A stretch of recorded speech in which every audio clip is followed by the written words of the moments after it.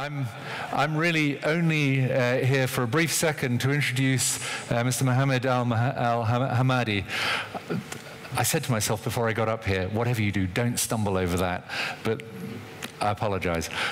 He is the Chief Executive Officer of the Emirates Nuclear Energy Corporation. He's also a member of the World Association of Nuclear Operators. He comes from a long career in the utilities industry, having, I gather, worked on as a lineman and putting in power cables. So he's seen it all the way from the bottom to the top, and therefore I strongly recommend you listen to what he's got to say, because he knows what he's talking about. We will then follow on with the panel discussion after his keynote. So, Mr. Mohammed, please, the stage is yours.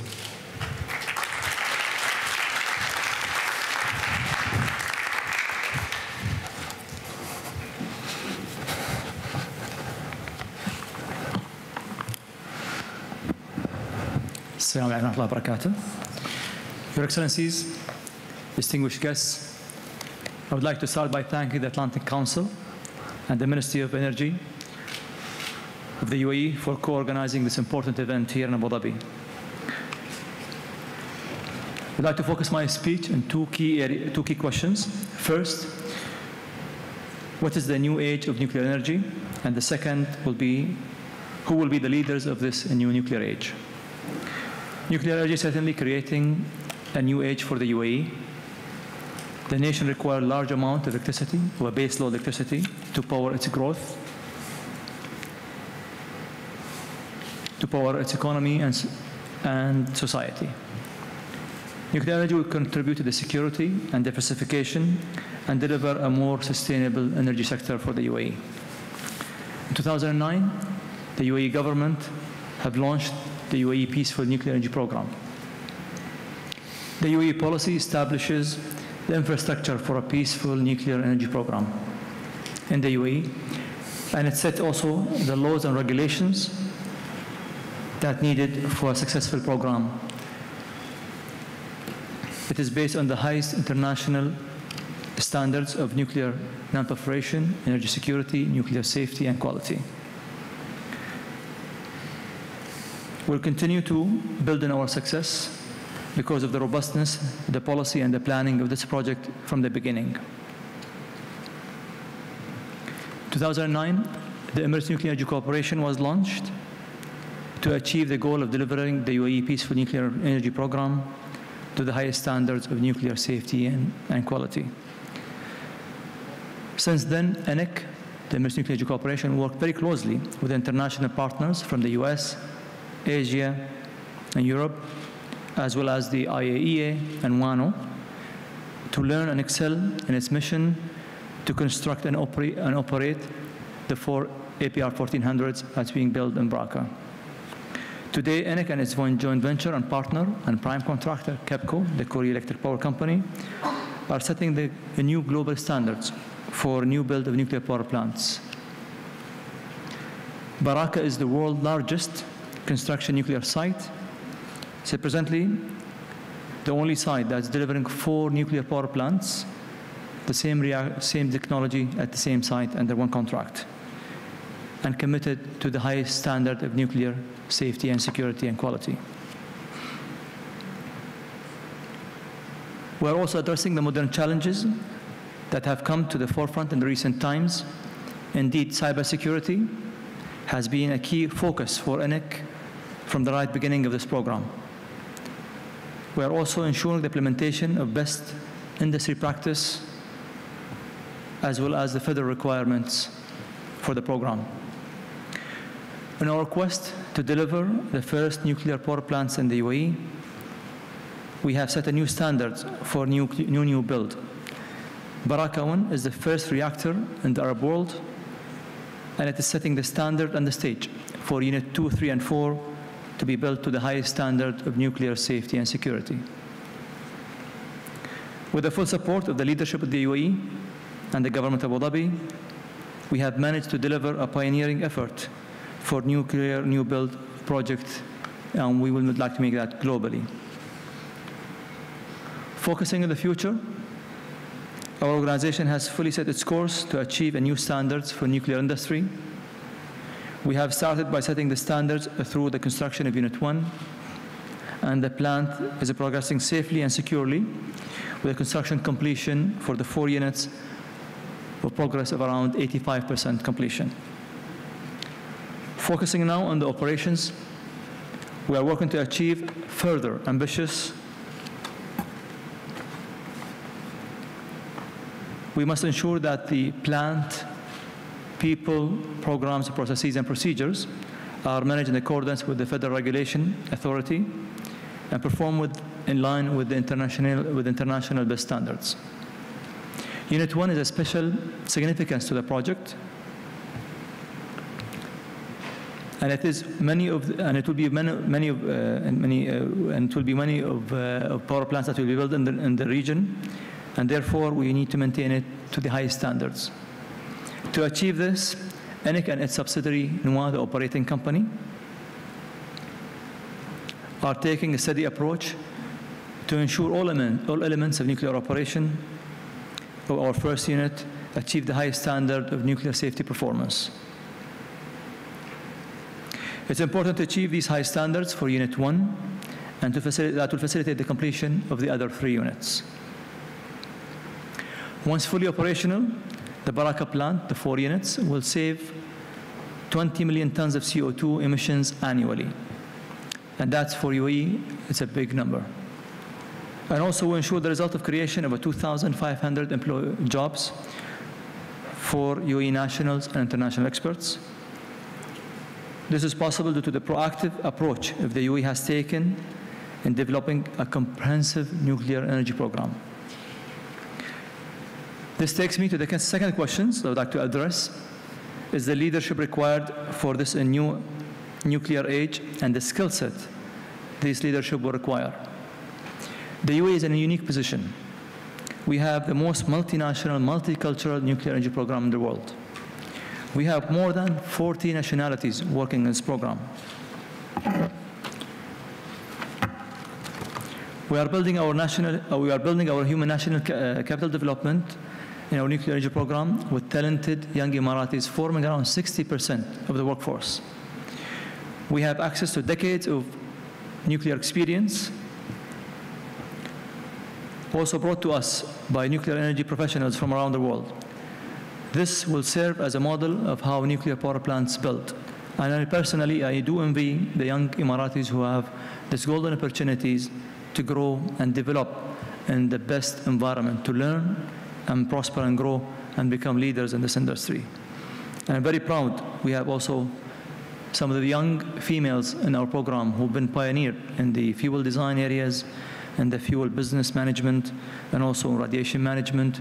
I'm very proud also His Highness Sheikh Mohammed bin Rashid awarded the first achievers in the UAE, and one of them was a nuclear professional who completed her degree at the Khalifa University of Master in Nuclear Engineering. Internationally, the nuclear industry is being changed by the transformation of the global nuclear energy industry. Consumers as well as policymakers demand a more sustainable energy supply. Demand of a clean energy is rising, and the global sustainability is a pressing issue. Nuclear energy brings a unique set of opportunities, but it requires a change and adaptation to a new order in the energy industry. The role of nuclear energy leaders will be the key to the growth and the consolidation of nuclear energy. We need to demonstrate that nuclear energy is resilient and provide long-term solutions. We will demonstrate to the nuclear industry that our capabilities of building the power plants and in the future operating them efficiently while adhering to the highest standard of nuclear safety and quality.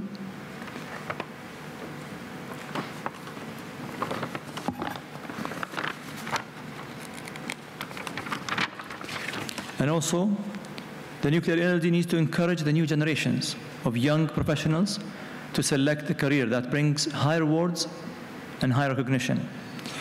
UAE is in a position of nuclear technology as a strategic source for electricity generation, a unique source of scientific development, and a unique contributor to the sustainability of the UAE and sustainability of the world. I trust that the nuclear energy industry will also join our efforts. And I would like to thank you for your patience and your listening. And I also would like to look forward to the contribution of the panel experts who will speak at this panel, who I've personally known for quite some time. And I do look forward to this discussion, and thank you for listening again. Thanks.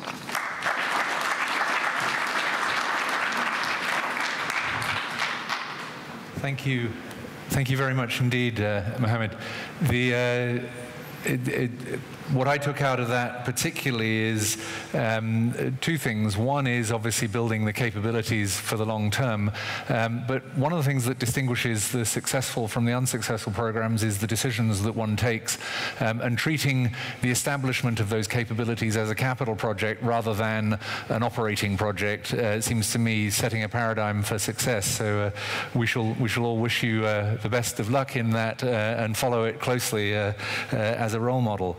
I'd like to ask the four panelists just to join me on stage rather than waiting. They have no music, I'm sorry, so you're just going to have to walk up. We've got so we have Fatih Birol, the Executive Director of the IEA, Dr. Christina Bach, who's the Vice President of General Atomics, Dan Poneman, President and CEO of Centrus Energy and formerly Deputy Secretary of Energy of the United States, and John Giordano, a partner at Archer, but also there's no assigned seating. This is Southwest Airlines rather than United. But John was part of the presidential transition team related to the Department of Energy. So we've got a pretty diverse group of people, and the bar was set when many of you who've seen an earlier version of the program saw that Charlie Emberger should have been standing where I'm standing. Unfortunately, he wasn't able to make it. So I did quickly call Charlie and ask him for advice, and he said, just be no more outrageous than John Defterios will have been in the session beforehand, because people will compare, and to be honest with you, you should be very afraid based on John's performance just earlier. But I'm going to start, Fatih, with you, maybe because the IEA has all the numbers, and so maybe you can lay out the scene in terms of where you see nuclear in terms of growth and contraction and just a general landscape, maybe, and then we can drill down a little. Of course. Thank you very much, and Mr. Minister, dear colleagues, good afternoon. Now, just some basics to give as you said, the context here. We have about worldwide today 450 nuclear power plants in the world. They generate electricity, and they are responsible about 11% of the global electricity generation. And looking at the future, we think the nuclear electricity generation will increase about 40%, and the share of nuclear energy in 2 decades of time will be still around 10–11%. However, within this, there are two very distinct and opposite trends. In the so-called industrialized world, where the bulk of these 450 plants are, such as Europe and North America, the fleet, the nuclear fleet is old, it is aging, and there is a lot of discussion about the lifetime extensions of them. And it is also becoming more and more difficult to build new nuclear power plants in the industrialized world in general. There are exceptions here and there. This is the first trend. Second trend, however, there are countries who are building a lot of nuclear power plants, and the biggest the country here in terms of the nuclear construction is by far China. Mm-hmm. When we speak today, there are about 40 gigawatts under construction in the world, and more than half of them is in China, followed by India, Korea, of course UAE and other countries are the second part, which are adding to the capacity. So therefore, we see two different trends. in the so-called OECD world, less appetite and aging fleet with the current policies vis-à-vis countries led by China adding to the nuclear fleet, and as a result, again, the share of nuclear power in the 2 decades of time, we think it is where it is more or less today, but where the nuclear power plants are will be different than today.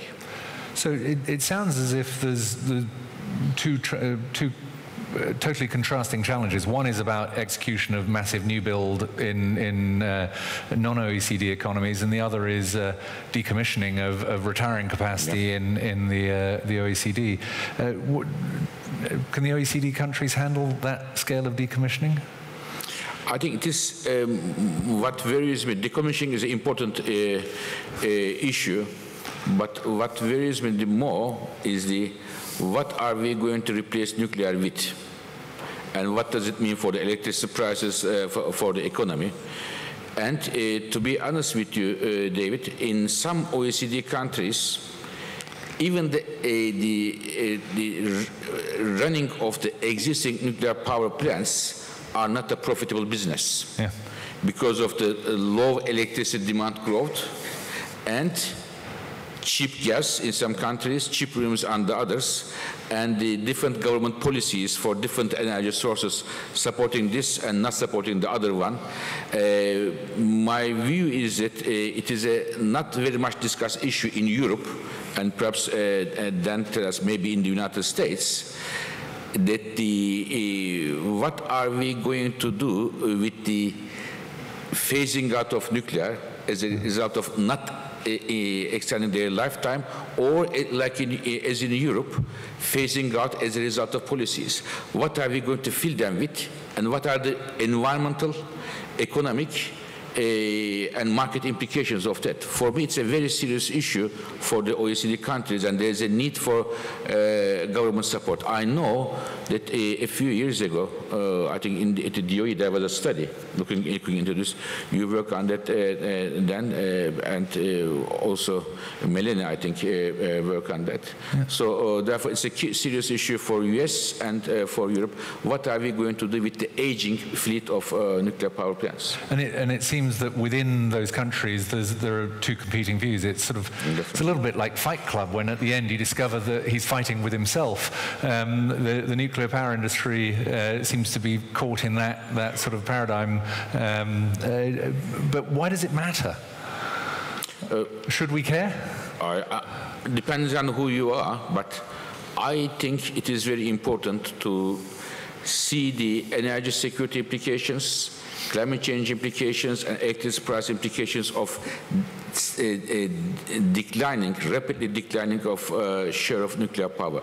It changed from country to country, but some of the countries took some decisions in the nuclear phase out, and some of the implications of those decisions are not in line with what they have thought in the beginning. Yeah. So this is something that needs to very careful consideration. So I'm going to come back to you and drill down a little bit on that, and I'm also going to complain. This seemed like a really good height for John Defterios, and he was rather effortless writing his notes, and that's like, this is a terrible table. But I want to come to you, Tina, because Fatih talked about in the OECD we've got a nuclear fleet that's getting old. But you're, if you like, you're sort of like the bright young things. Maybe you can talk a little bit about the future of technology, or maybe the today of technology which we'll be living with in the future. Yes, thank you. And first, I'd like to thank the Atlantic Council and the UAE for hosting this event. I think it's a terrific forum to be able to talk with people from different aspects of the community and also the industry. But I actually think it's a very exciting time. The challenge with nuclear is that we will have these retiring plants, and we have technology that was really developed 30, 40 years ago. And that's fine. The technology works and it's safe. But I like to make the analogy with your telephone. So if you think about your telephone 30, 40 years ago, it was plugged into the wall and you lifted up a receiver and you spoke.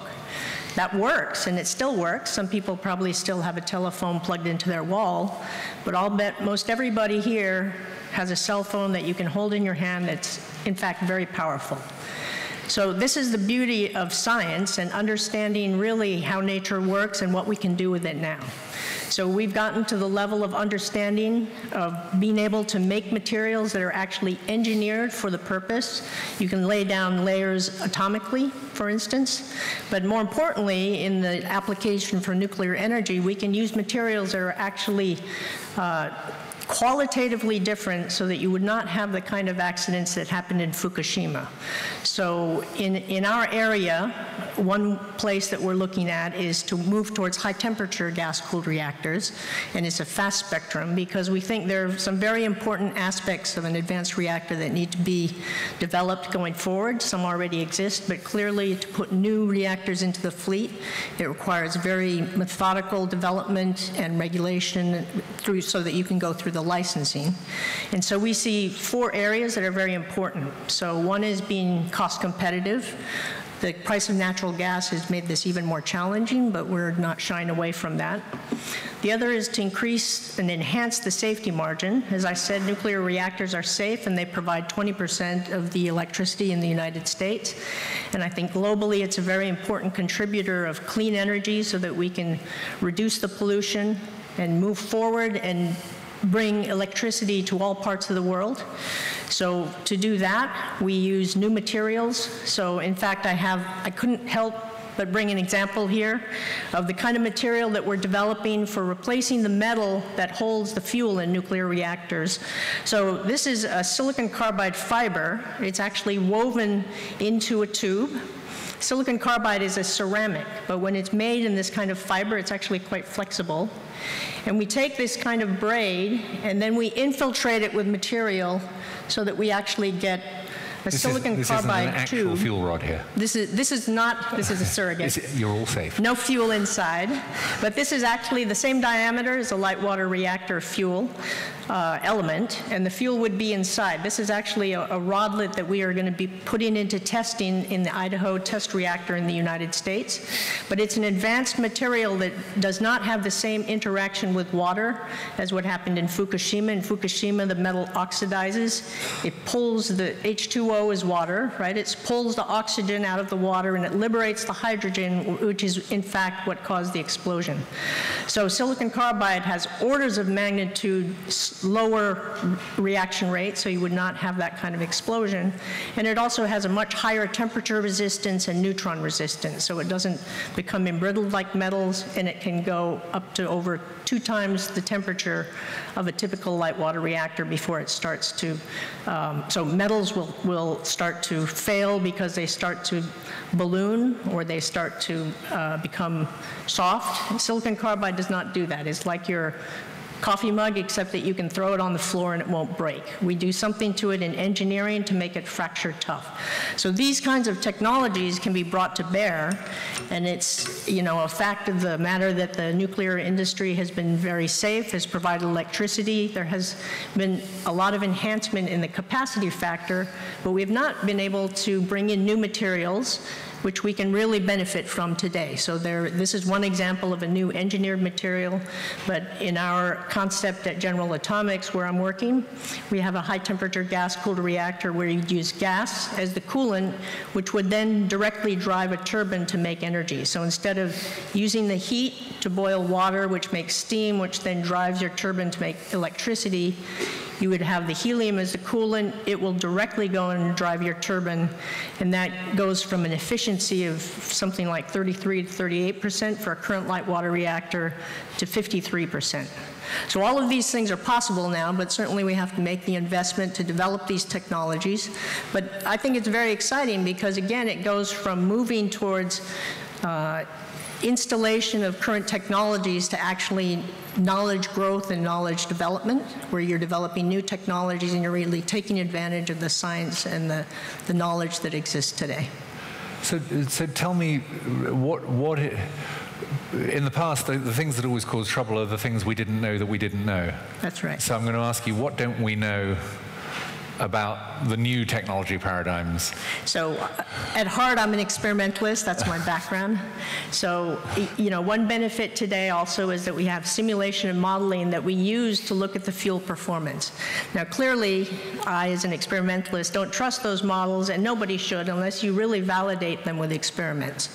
So, there are different behaviors of the fuel at very high temperature. We actually go to high temperatures so that we can use the fuel more efficiently, get more energy out of each fuel rod that is used, but certainly we have to test them. These things can fail in a way, obviously you don't want to have a release of fission product gases. I mean, those are the typical challenges for nuclear reactors that you want to engineer and make safe, but there are ways to do this, and there's also enhancement with control mechanisms and even online monitoring that you might want to envision in a future nuclear reactor that could alleviate these concerns. And so yesterday was Fusion Day. MIT told us why that was the future. Why are they wrong? I believe in science. My earlier background was in fusion. I think it's still very exciting, but it's just very hard to make energy like the sun in the laboratory here. We know that fission works, we know we can control it, and we know we can be much more efficient. So this is something I think can make an impact in my lifetime, and I think it's very important that we push forward. And if Fatty's right, then there's room for both of you, so we don't need to have this argument. Dan, General Atomics is sort of one of a number of companies in the US trying to create US leadership. Centrus, I'm sure, is part of that new wave of building a future. Can the US industry survive? I think it can. I think it's a pivotal moment, and it's under severe stress. I think Fatty is correct about that. You have to look, I think, at two elements of this. One is sustaining the existing fleet. We've had a number of premature retirements. 5 units have retired. They're operating perfectly well. But before I get into the substance, I do want to thank the Atlantic Council. And I'm going to come back specifically to our hosts in the UAE, Minister Suhail Al-Mazroui, Undersecretary Al-Nayada, and my old friend Mohammed Al-Hamadi. They are showing the future of this generation of reactors. But they're not American. I noticed this. But it's important in America that we see the success of this generation of reactors, because anyone who has been out to Baraka and seen those 4 units going up and seeing how each one, Unit 1, 2, 3, and 4, each one has benefited from the learning curve, and then look over in the United States and see the trauma that has been suffered by our units at Summer and Vogel, and you can see that it's important for us, if we were to sustain the existing fleet, to get back into practice to resupply our supply chain and so forth. So one challenge is making sure that we do that, and the markets today are not structured so that they recognize the value of nuclear in terms of grid resiliency, in terms of no carbon emissions. It's 20% of our installed base, but it's over 60% of our carbon-free base. So that's one half of the story, maybe more than half by virtue of current capacity, but the real question, I think, facing U.S. industry is, can we adapt and change? And there, I think, Tina is a very excellent example, and I hope no export controls were violated when you brought those props over here. No. But the not only in terms of advanced generation, high neutron flux reactors, which could actually take the used fuel out of existing reactors and use those as fuel, which would help address not only our energy security issue, but also help address our nuclear waste problem. Also, even conventional light water reactor designs that have been reduced to small modular designs, if we could come together and set up a program in which we had actual deployment of a number of these SMRs in a shorter period of time, we could actually test the business model that serial production, factory-built machines, reactors that could be shipped out to specific sites could do that. I would say that there's an important debate debate that's been launched. I think that the Deputy Secretary's remarks this morning were very encouraging about the importance of innovation. I think that's certainly true for nuclear.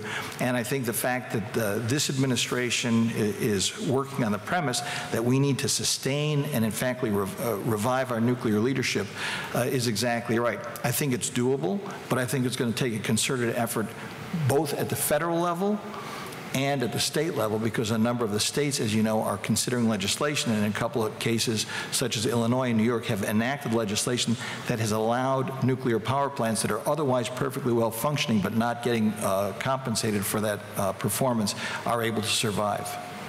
So, John, I'm going to come to you in a second on that question, in a sense, because if you let innovation happen, America has shown it's pretty good at that. If you let it happen, but it's the will you let it happen. Dan, what's your sense of the environment when you were at the department, and what was the atmosphere in which nuclear power was either being allowed to wither or to develop?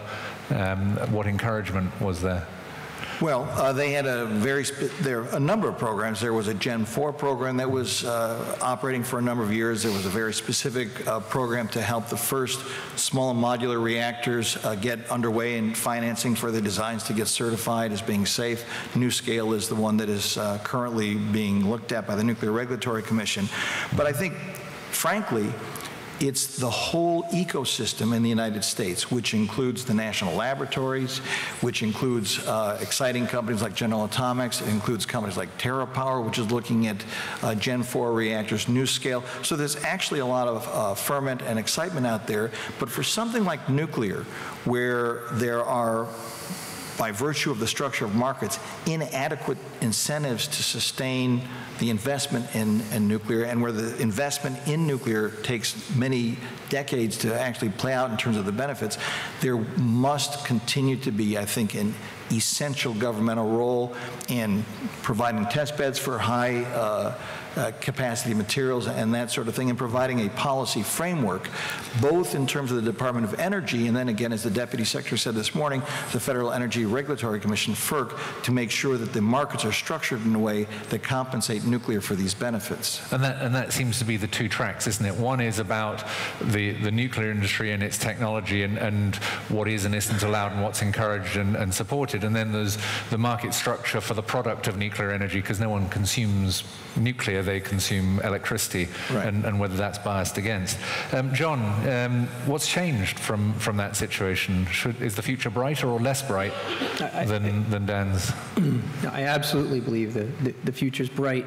From my time at the Department of Energy, aside from the market issues that you mentioned, we came to realize as to the public that it was a real PR problem, nuclear, and so much depended on the public's perception. In fact, we brought in the Secretary of Energy Advisory Board under Secretary Abraham and then Secretary Bodman to discuss what do we need to get a new plant built. We brought in folks from Wall Street, we brought in folks from the insurance industry, and we quickly saw a standoff. We'll fund it if they'll insure it. Well, we won't insure it because the public's, we're dealing with the public. It's a PR nightmare for us. So what I think's changed is a lot of what you're hearing here, new technologies in particular, but most of all, education, and educating the public on nuclear, on new technologies, on the fact that it is safe. It is clean. As far as the future, being bright, on top of those things, we have an administration right now that is very much interested in us achieving energy security and energy dominance and being a leader in the industry. And by energy security, we're really talking about where economic security, financial security, economic security, national security, and environmental security meet, and it's really that sweet spot. And through nuclear, as we've heard here, we have that energy source. We have a clean, reliable, resilient energy source. So I think the future is very bright. It does seem, though, that anyone who really knows anything about nuclear and is unbiased and objective about it will tell you that it's the ideal solution to so many of the problems we're trying to solve, and yet, as you say, it doesn't enjoy that kind of popular consent that allows it to be deployed. And then, Dan, you talk about the center of gravity moving east, that in a sense America can learn a few things from the Emirates and other nuclear programs that they're creating the environment for it to go ahead. So what is America going to learn, any of you, I think, from Fatih? As a non-American, perhaps I can intervene here. You can say what they should learn. I think what John said, future is bright. I would say future can be bright if the right policies are there. So if the things go as they are, I am not sure I will be able to see future is definitely bright for nuclear in the United States. My perception from outside. If there are no change in the policies. Now, in many countries, we are supporting, for example, renewables, which is good. Because why we are supporting renewables? Because we say it's not a mature technology, it needs support and so on. But renewables are becoming, since yesterday we are hearing and we are discussing, renewables are becoming more and more cost competitive now. In terms of they will not soon need subsidies. If the numbers we are talking since yesterday are right, if they go in this direction. In my view, in the absence of accelerated innovation of nuclear technology, and in my view, small modular reactors is one of them, because it mitigates the risk of project management and financing, and other support mechanisms. I would think the life for nuclear would be very challenging in an environment where the gas prices are cheap and the renewables are getting cheaper and the electricity demand is not growing very strong. This is challenge number one. Challenge number two, now in US, and in fact not the US, in Europe, which were the nuclear technology front-runner countries and nuclear technology exporters, since long time, we have not developed technologies, we have not built nuclear power plants. And in China, as I said, we are building a lot of nuclear power plants, and there is a rule, as many of you know better than me, learning by doing. Mm-hmm. They are bringing the cost down. And in US and in Europe, the opposite. If you don't do something, you forget it, how to do it, if you, whatever it is. And therefore, we don't see that cost reduction. And when you look at today, the nuclear technology exports, there are two countries who are successful. Unlike in the past, it was US, France, Germany, and now China and Russia. These are the contracts. Hungary, UK, I can give you many, many examples. So therefore, this is the second challenge for United States and other established nuclear technology exporters. Third and the final challenge, and I stop here, even the existing nuclear power plants in US and elsewhere, how they are going to run, generate electricity in a market where the electricity demand is growing very modest terms, and the CCGTs or the renewables are becoming so popular, so cheap, it's a major challenge, not only for the new builds, but even for the existing ones. Okay, I want to finish this by saying that I personally believe nuclear is an integral part, or should be an integral part, of our fight against climate change, ensuring our energy security for the countries where it is accepted. So I just want to push back a tiny bit, and then I'm going to come to Dan and Tina, because you're waving at me, and rightly so, which is that if we've got a session coming up in a moment about the electrification of everything. That's not a world with low electricity demand growth. If you accept the proposition of the electrification of everything, does that change your... The problem is electrification is happening, not the electricity demand is even there, is not growing mainly in the United States. It will grow in the United States, but biggest growth will come from China, India, and Middle East. Okay, Dan. So I think there are things that we can learn from others, but I think it's a two-way street.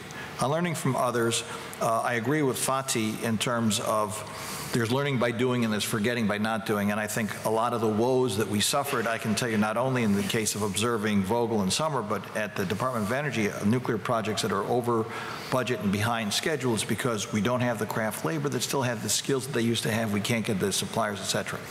But secondly, we've always said the nuclear waste problem is solvable, but yet never solved. Look at Finland.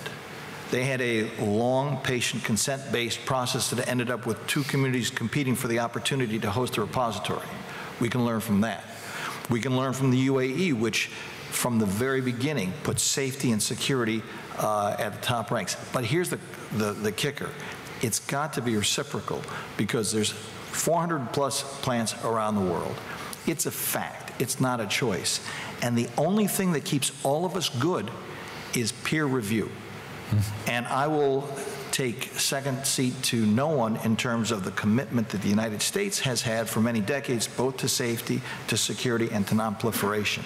You know, Mohammed is working with the World Association of Nuclear Operators, WANO. That's what it's all about. So if we start to lose the leadership that we have had for many decades in these areas, it's not only going to redound to the disadvantage of the United States, but to the world, because as we've seen time and again, whether it's Fukushima or some other place, if something happens anywhere in the world, the whole industry suffers globally. Yep. Tina. Yeah. Yeah, and I'd like to address this by remembering that, personally, I firmly believe in the diversity of energy sources. And the reality is when we talk about these advanced reactors, they are not the reactors of your grandmother. So in General Atomics, we have a design we call the Energy Multiplier Module, and as an example, it is designed to load follow so that it can work with renewables. And in particular, for the waste issue, it burns up waste because we have a fast reactor, so it uses a fast neutron spectrum. That allows it to burn up a lot of the long-lived radioactive waste, which reduces the amount of waste by 80%. So these kinds of advances, I think people need to keep an open mind and look at nuclear as part of the mix, and it's part of also communicating and having the right, you know, organizational development as well as the checks and balances, which we need to make sure that we meet so that our reactors are safe. But I think all of those together look towards a very bright future for nuclear. Yeah, I was about to, John, I particularly want you to talk a little bit about waste management, and both Dan and Tina have sort of have raised different aspects of it. Right.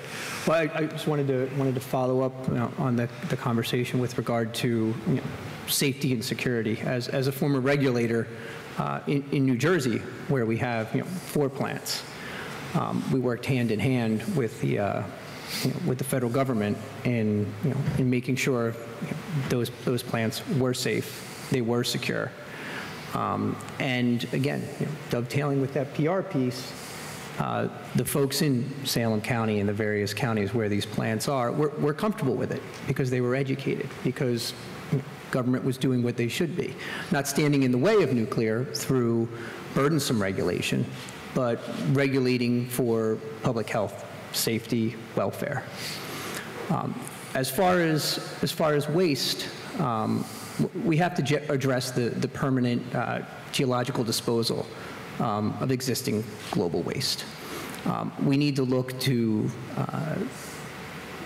new ideas, new tech.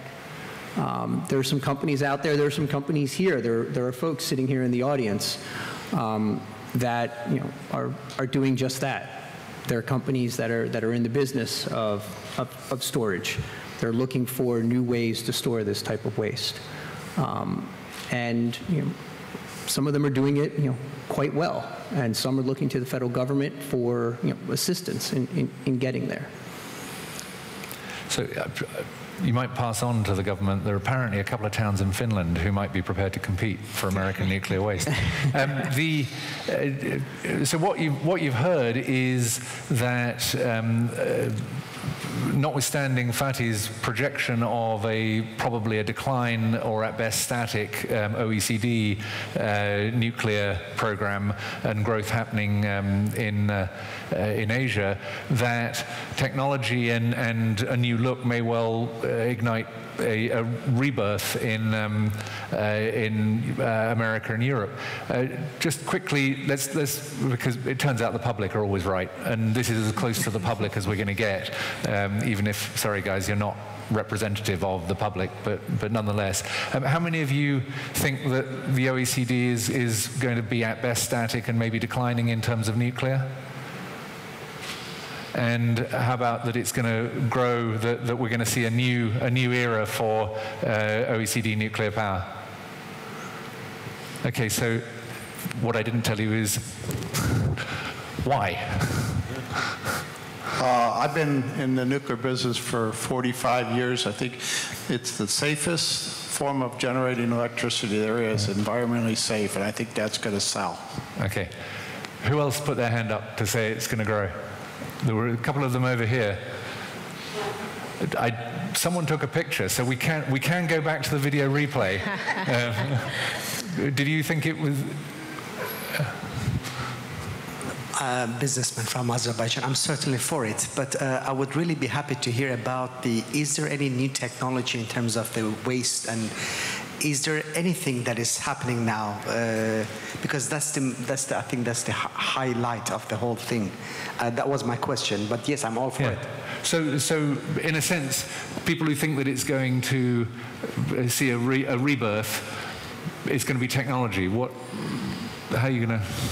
I have a slightly different perspective. I think we're frankly asking the question kind of backwards. Okay. And to me, if you start with some of the conversations of earlier today about climate, and if you start with the excellent analytical work that Fatih has done at the IEA, we got to cut emissions in half by 2050, okay? You add up all, whatever it is, 197 independent nationally determined contributions, and you assume everybody fulfills 100% of each one, which will never happen. And it keeps going up. Which will never happen. And you choose the scenario, you miss 2 degrees centigrade by either 2 or up to 5 degrees. So then you back into how do we solve it? And you heard this morning, the Deputy Secretary said all of the above. So we got to stop with the war between the uncarbon loaded fuels, and we got to get on with it. And when people realize that nuclear is the only way, with all the efficiency and the gas and the renewables, that's going to get anywhere close, then people rethink their assumptions. But we can't, David, stick with the old paradigm and just say, how are we going to get out of this box? No, I totally agree. What I was interested by is the large number of people who seem to think it's inevitably going to continue to decline, and yet, notwithstanding the way you're framing the question. Doug. Okay, I'm one of those that thinks it's going to continue to decline because of the public relations challenge. And environmentalists are very important in this. Many of them are saying the only solution can be renewables, and they're happy if nuclear power plants close and are someday replaced by renewables. I think that's the elephant in the room. How can we address that problem? Public relations, but then getting the environmentalists to understand how important this is for the climate issue. I mean, just quickly say, we saw this movie before, right? In the early 2000s, Stuart Brand, Patrick Moore, some of the key environmentalists recognized that, notwithstanding their concerns about radioactivity, et cetera, that the bigger concern was climate and carbon. And that logic was beginning to prevail. There was very ill-advised discussion of what was called the nuclear renaissance, which I always thought was bad luck and was. And then Fukushima basically knocked the socks out of that argument. Now, many of my friends in the environmental community today recognize the very same reality that they recognized in the early 2000s. So it's, to me, is not a public relations challenge so much as an educational challenge and, frankly, an intellectual honesty challenge. If people care about these other issues, then they're going to move in a different direction. But absent that, then I think we will be fated to continue to decline. I actually think we got about 18, 24 months to get this sorted out. Wow. I think I'd just like to add one other point, which is that wind and solar are great, but to replace 20% of the electricity generation in the United States is probably not possible. It's not possible today. It will really require battery technology to fundamentally get more efficient. I don't see that happening with our understanding of the materials today. So I see that as being a big challenge. It's something that sounds great. I live in California. I love California. But, you know, wind and solar entirely is not going to be enough. Well, the maths is simple, isn't it? You need to build 100% of the current capacity of the U.S. power system just to provide as much energy as if you're going to grow it. So that's for sure. Melanie. Yeah. I raised my hand concerned about not OECD but U.S. Yeah. And one of the things that I didn't hear anyone mention is the size of the utilities in the United States. Generally speaking, they're much smaller, where we have thousands of them, than utilities in other parts of the world. And so the huge expense of $11 billion for a relatively small utility is problematic. That's why I think SMRs are important. You start getting it to where it's manageable in the U.S. regulatory and utility business structure. And so that's a concern I have. I don't know how we overcome that issue in the U.S. except for with SMRs. Yeah. Or to get the cost way down for the larger reactors. So I will say, I think almost every advanced reactor concept is an SMR. Right. Ours, so by definition, roughly it's less than 300 megawatts electric. So ours is built up of 4 modules, which would in total make 1 gigawatt size plant. But you can build it, and this is for cost control and the ability to ensure quality when you have a smaller unit, to be able to build them then and install it, have it start producing electricity, and maybe you stop there or you continue to build the other ones because you gain an economy of scale then. But I think almost all the advanced reactors now are small modular reactors. Kind of goes to Dan's time frame, though, the 18 to 24 months and some go, no-go decisions out there. So Melanie, on that, what I would say is, and this is not a new idea, and true confessions, I did not succeed in getting this through when I was in government, but I think you should take 3 or 4 DOE sites and 3 or 4 DOD bases and say, we're going to build 6 or 8 SMRs. So I said, you don't test the business model by doing 1 a decade for 8 decades. You do 8 in a decade.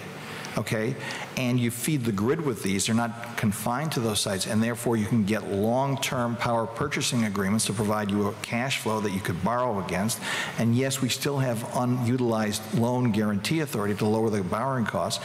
And then you put this to the test. The United States can do great things. We did the federal highway system during the Eisenhower administration. We did the space program to Sputnik.